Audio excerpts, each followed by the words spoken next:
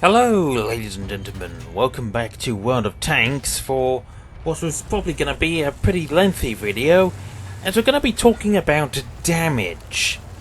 Now, in World of Tanks, there's a whole bunch of awards, but they usually tend to be gravitating towards kills. Like, you get the Top Gun for getting 6 kills, Bradley Walters for getting 8, Pools for getting 10, and Rasenai Heroes if you can manage 14, which in a game with 15 people per side, yeah, that is a very rare medal. The only 2 damage medals I can really think of, off the top of my head at least, are High Caliber for scoring at least 20% of the enemy team's hit points and doing the most damage of anyone in the entire game, and Tank Sniper, where you do a certain amount of damage beyond about 300 meters. It used to be very simple when it was just the Sniper medal, way back in patch 8.11 in 2014.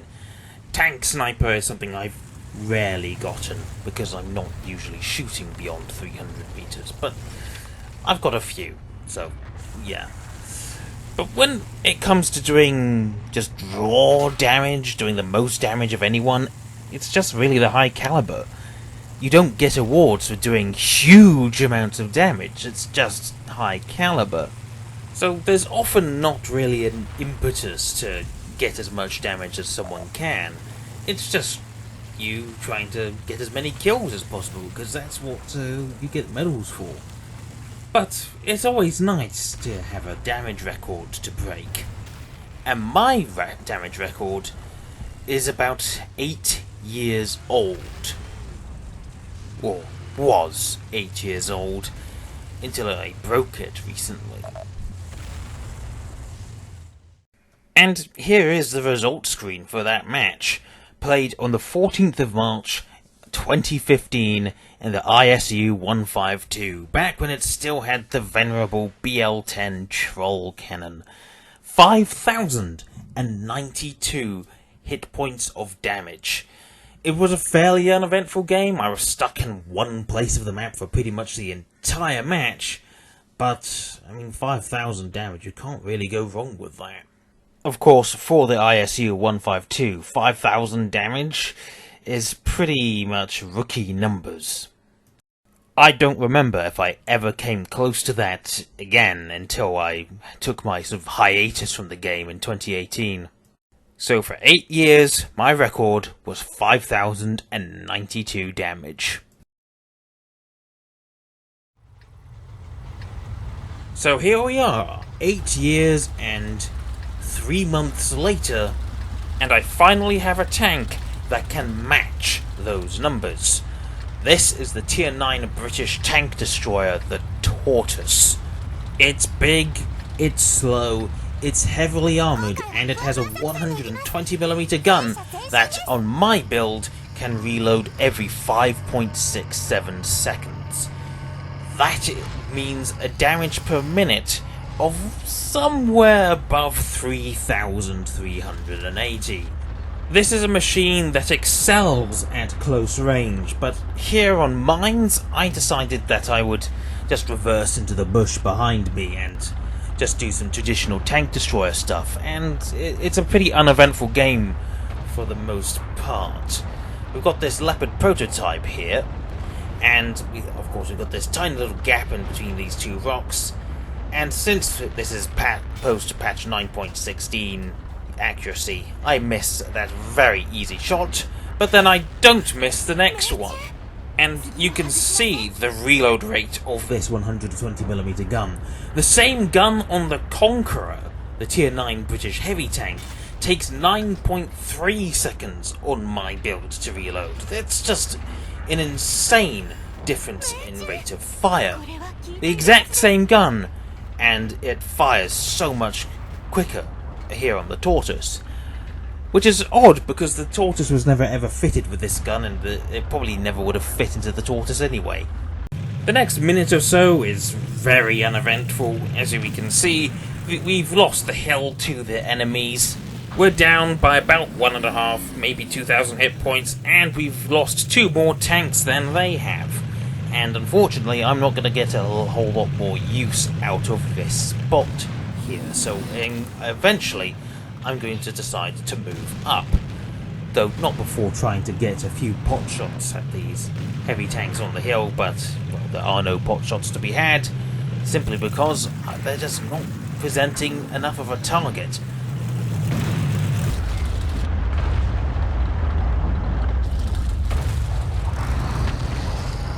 And so, just under 3 minutes into the game, I decide to move out of cover and start to close the gaps, the range.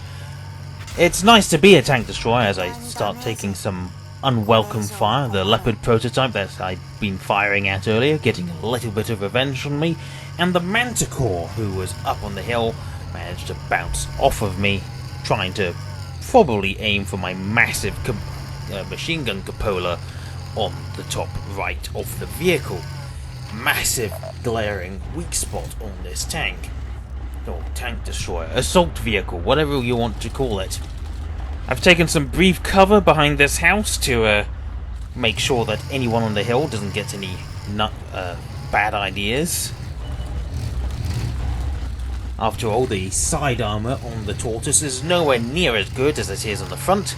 It's about 276mm on the front in most places, but the side is only 101, as we get a fairly narrow shot into the Leopard prototype's turret there. Not a lot of a target showing, but still managed to connect. The Leopard is momentarily about to die, or no, he hasn't died just yet, but I am moving up once again. There's no sign, or well, the enemy heavies on the hill don't appear to have any shots at me. They're not looking down at me, so now's as good a time as any to utilise my maximum speed of 20 kilometers an hour without the usage of a turbocharger to get up to the hill as quickly as I can. The Leopard is still alive, though on very low health. And we've got the T-100 LT here, the Tier 10 Russian light tank. There's the Leopard, manages to snipe our cupola and evades my return shot. Enemy arty gets involved, the GWE-100, or maybe the M53 if there is one.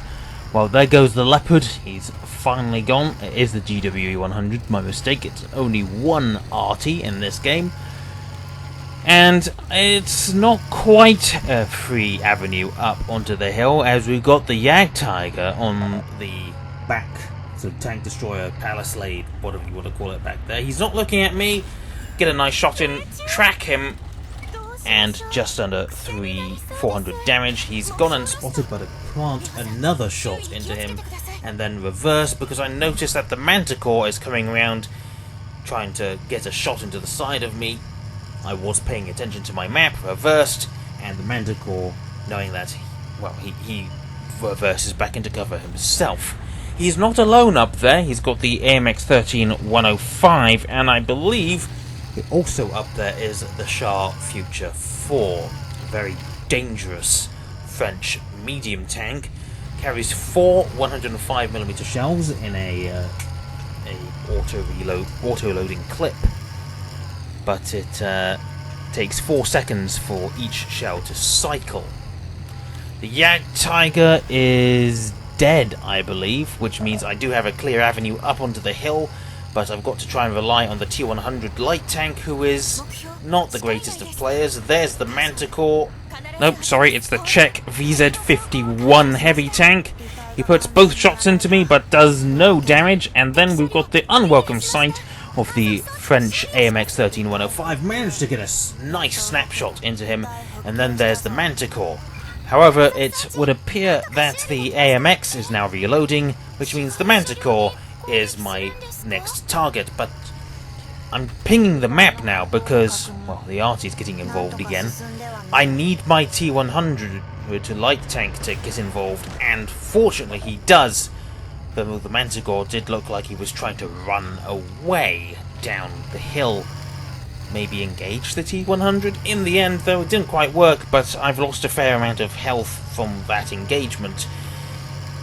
I'm now a fairly easy one-shot, 377 hit points. I don't think there's many tanks on the enemy team that would fail to do that much. And now I'm relying on the T-100 to provide a bit of a pincer maneuver. I'm here, I'm reloading a Hesh shell to hopefully engage the AMX-13 105 if he's still there, and he is, and managed to take him out before he can put any shots into me. Managed to high roll. Actually, no, it's not really a high roll, because the Hesh shells on this tank do average around 500 hit points. Unfortunately, we did just lose the T-100, and we've got the Shah Future 4 up here. So the Shah wasn't up here, but he had the speed to get up here. And now I'm facing off against the Future 4, but I do have a bit of a secret weapon. I've got the Foch 155 coming up to the hill. The Shah does appear to be trying to flank me, but every time he gets out of range, well, he's going to come around this corner, or at least get within proxy spotting range, and then see that I'm facing him. So that means he's going to try and flank me again and hope to fake me out. I can see that he's driving off, though, and the Foch 155 has taken position at the entrance of the hill, which means as the Shah Future 4 tries to flank, the Foch one-shots him. Well, it doesn't one-shot him, but finishes him off with that 155mm gun that it has. So the Foch proving to be quite the useful target. And then I come down here to try and finish off the Object 268 version 4, but the Jagdpanzer manages to finish it off first. So now, on the way down here, coming along very slowly. The Jagdpanzer is actually faster than me, and I'm pretty sure that thing weighs at least twice as much as me. There's the WZ-111 GFT fake tank, whatever it's called. Put a shot into him, reload a Hesh shell for here, using intuition to take out the RT, manage to one-shot him, and we've got a bit of a bug with the reload. I think I selected the shell a bit too soon, which means I didn't get the full intuition reload there. It was the full 5.67 rather than the 2.06 that it should have been. I just reloaded a bit quickly, and unfortunately I'm not going to get any more damage done. The T-10, last tank remaining on the enemy team, facing off against the Foch 155.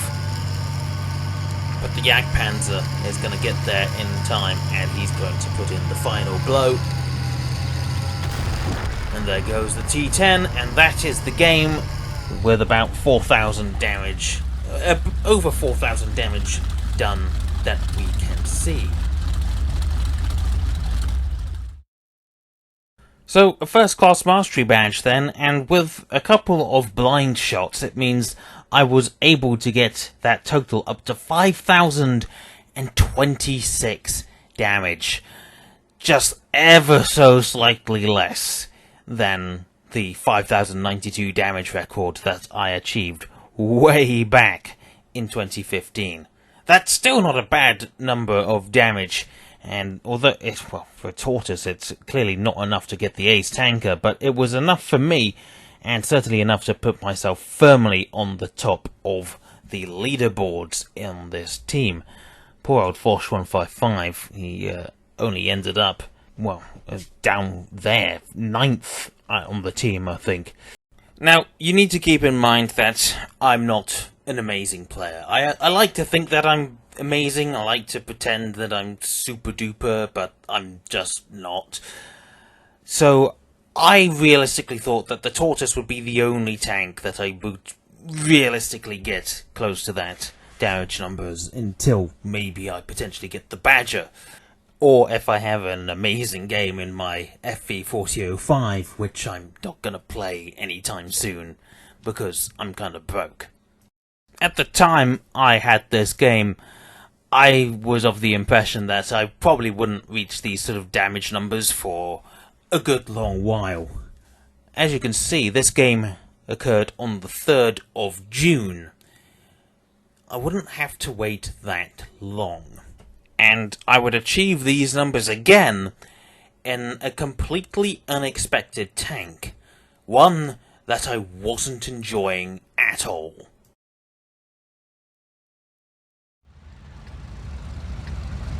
Top of the tree for June 2023 was the French tank destroyer, the AMX-50 Foch B, and the American T-57 heavy tank.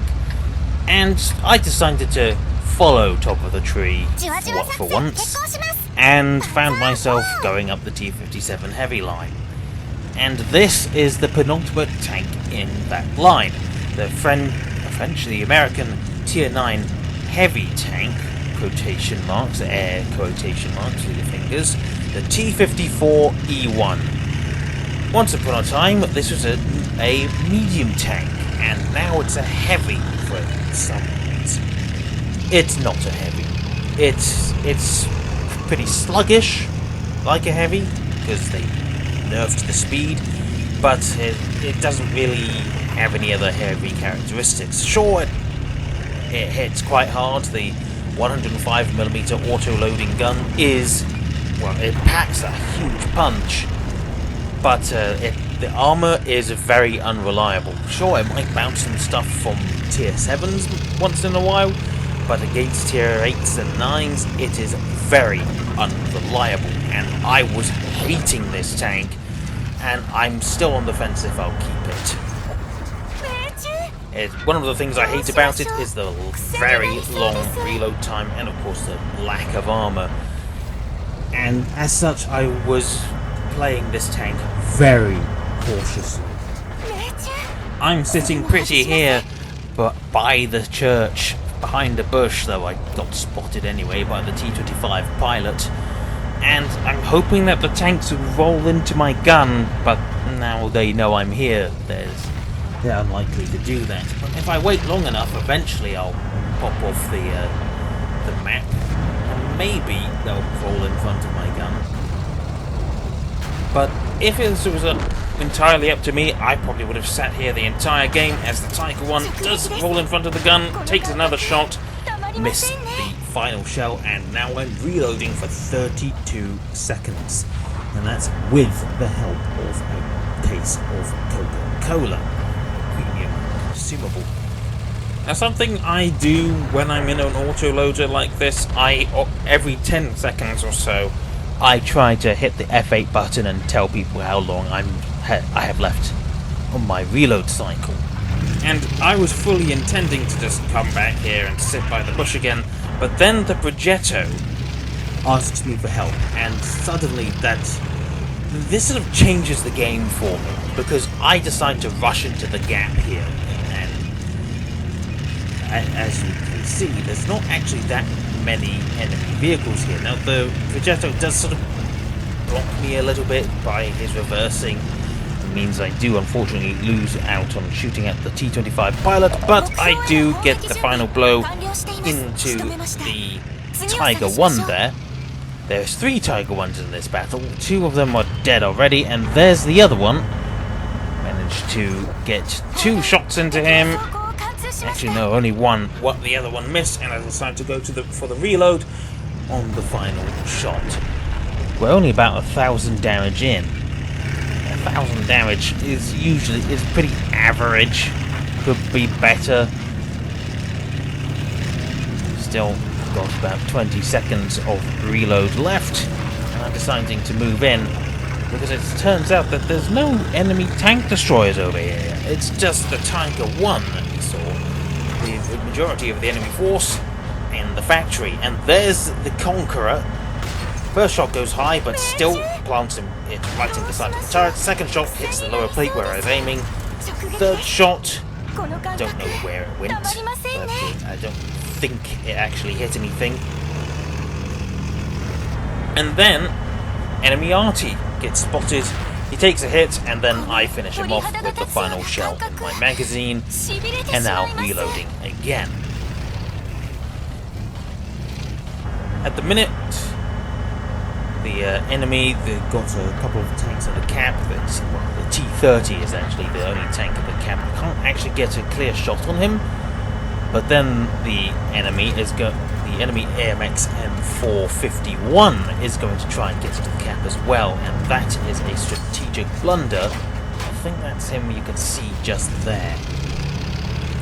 He's on pretty full health, but we've got an E75 over there, and he's going for it. He takes a shot for the E75, and he's out in the open, technically, and I'm able to get a shot into him. My next shot only ricochets off the end of his turret. The next goes into the back of his turret, and then he's obscured. I can't see him anymore, but he gets finished off by our AC-48, I think it is.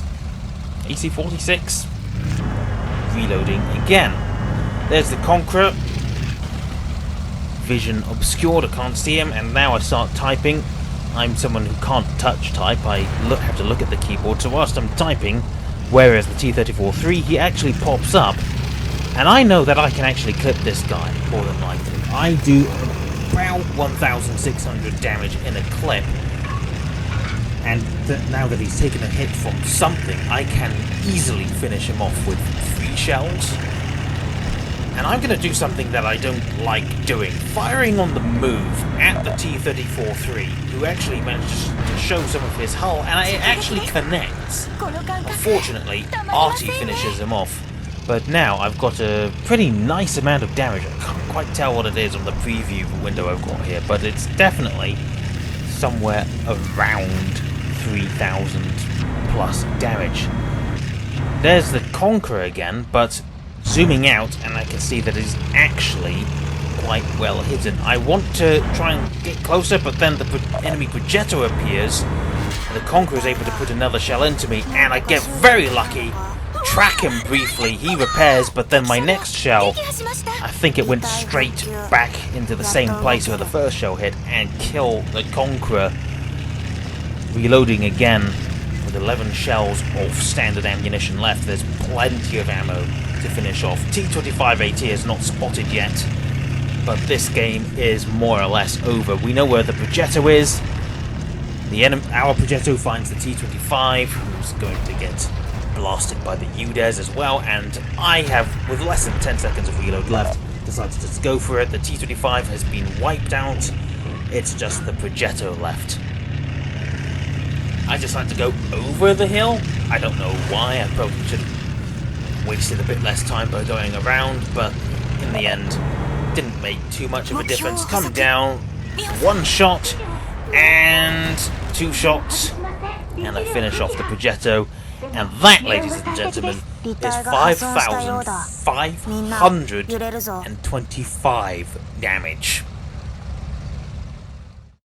After 8 years, 3 months, and 9 days, I finally had a new damage record. 5,525 in the T-54E1, and it still wasn't an ace tanker. First class mastery at least, but still, not even an ace tanker with that amount of damage. I felt well chuffed with this battle, especially as it wasn't a tank that I've been struggling with, and was still struggling with, but it's just, I didn't expect it at all. It was only when the battle finished, when I killed that Progetto, that I looked at the total and was like, wait, what? So, very nice battle in the end. And I thought it would be, yet again, a huge amount of time until I could manage this sort of damage numbers. But once again, I wouldn't actually have to wait too long, and it would be in its top of the tree counterpart, the AMX 50 Foch. Literally, and I can't believe I'm saying this, 1 day later. Let's go check that battle out, shall we?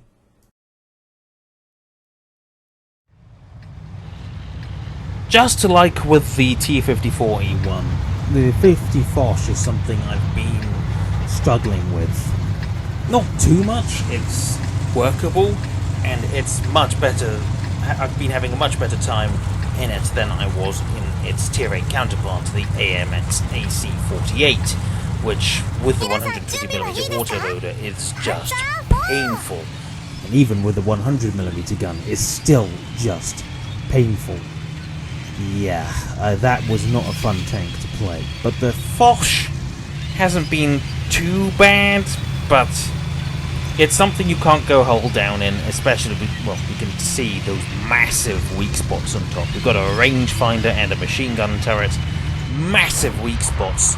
Otherwise, the front of this vehicle is actually fairly well armoured. It was patch 1.9? I don't remember which patch it was. It wasn't there. I wasn't playing when it happened, but they added an autoloader to the Foch, which will allow me to kill this IS-3A reasonably quickly. That's a very bad positioning for an IS-3A. This is basically a free kill. One shot, have to aim for a long time, another shot, aim, and another shot, kills the guy, and I go for the reload with one shell remaining, as I don't have any targets. The KPZ-07 has popped up, but he is obfuscated by the ground. However, plenty of targets have shown up in the riverbed, mainly lower tier vehicles that our Waffenträger Panzer IV has just taken a few pot shots at, and we've got I don't remember what the type of tank it is under threat, but my reload finishes just as this M2Y comes around to try and make a threat to our Conqueror. Then there's the Object 283 who gets killed as well, and the 110. Don't know where that shot went, but I probably didn't aim it fully, and that shell probably went nowhere. A hit from the ELC even 90, I was spotted I think, and then a lucky bounce from the KPZ, who was probably up on the sand dune over there. Managed to not penetrate my side, and I'm still living to tell my tales. There's the ELC, unfortunately he reverses into cover just before I can get a shot into him. And then there's the 110, who despite his best attempts to avoid being shot, still ends up showing just these tiny little pieces of his pike nose, which will allow me to get a nice few shots into him. That first one though, unfortunately, did go low, hit the ground. Didn't get spotted, so I didn't need to retreat quite so quickly. He's showing his pike nose again, and the next shot does go into the nose. He doesn't pull back quite in time, and another slightly high roll leaves him on about, I think that's 29 hit points. Not a lot of health, is it? He's still trying to fight with the Conqueror though. Credit where credit is due. Sorry, E75, but he sticks around it for too long again, and I finish him off with the final shell in my magazine, and now reloading for 31 seconds. I'm already at least 1,500 damage. Spotted though by the ELC, who's running around in the sand dunes, trying to make things a bit more troublesome, but he gets taken out by the Waffenträger, and that's a very important kill, as our own light tank is actually still around, but he's not proving to be too useful. Tried to move in, he's got the Chieftain prototype over there. I can only really see parts of his turret, not a good amount of his turret either. There is a weak spot or two on the turret, but they're very hard to hit at this range. You might as well just be Aiming for a needle in the haystack. And had no shots at the KPZ again either. I think it was a KPZ anyway. So I'm going to stick around in the tank destroyer area. There is the T-28 tank destroyer still in the sand, the riverbed that we've seen. Still got the Chieftain over there. And then there's the T-28 who appears. Actually, it's one of two T-28s actually. I put one shot into him, and the second one only damaged his tracks. Unfortunately, didn't kill him. 2 shots left in the magazine. Do try to take a pot shot at the Chieftain. Fortunately, it hit the sand dune. Probably wouldn't have done any damage anyway. And then the BZ-166 managed to hit Him too with the final shell in the clip, and reloading once again. We now have a direct threat to the base, Our KPZ-3, the German UDES thing, is coming back. I think it's... Actually, no, it's a SU-130PM. My apologies. W's Waffenträger Panzer IV has also repositioned to try and fend off the threat. And the KPZ has decided he's not going to keep advancing. I think he may have just taken a big hit from the SU-130. So, definitely, he knows that he's got a bit of a mountain to climb if he tries to push. I'm not paying too much attention at the minute, and so I missed the BZ popping up, but I don't think it probably would have had a good shot at him anyway. And the KPZ-03 is bugging out. Unfortunately, don't manage to get a shot at him. T-54E1 also trying to escape, but gets knocked out. Which means there's only 2 tanks back there, the BZ-166 and the German UDES, the KPZ-3 Project 7. Driven by someone who isn't particularly great, something like 7,000 battles, but WN8 is not particularly high. So not a great player, which means they could be rather predictable, and you can see they are running away. They know they can't take this position by themselves. KPZ is a pretty decent machine, but it can't be an assault tank on its own, especially not against 3 top-tier tank destroyers. It may, it's a top-tier tank destroyer itself, but it's not going to be able to defeat a Foch, a Waffenträger, and an SU-130, which is actually tier 8, my mistake. Whatever, it might as well be top tier. It is a fake gun on a real machine, after all. And I've decided I'm fed up of being a tank destroyer now. I need to start moving in and try and utilise some of my armour. I'm going to see if that BZ-166 is still there and see if I can deal with him. Also driven by a not particularly great player, but you never know. You should never underestimate someone. You can still ruin your day. And the BZ is actually paying attention to, I think it's an LT-432. It does take a pot shot, which allows me to move in and take some shots at him myself. I don't wait for the first shot to reload. It goes nowhere. Second shot, however, does track him, and the final shot finishes him off. And it's time to go for the reload again. Very nicely done. Enemy heavy tank out of the game, which means there's only the Progetto 46 and 4 tank destroyers left, including the T-30, another T-28, the T-103, who's driven by a very decent player, and the KPZ-3. I'm taking a very long-winded route here, trying to avoid detection. I don't know where that KPZ has gone. He was last spotted going in this vague direction, but I have no idea where he could be. So my goal is to try and get into the riverbed and flank the T-30. The Progetto is now dead, so I won't be under threat from any 90mm shells on the side.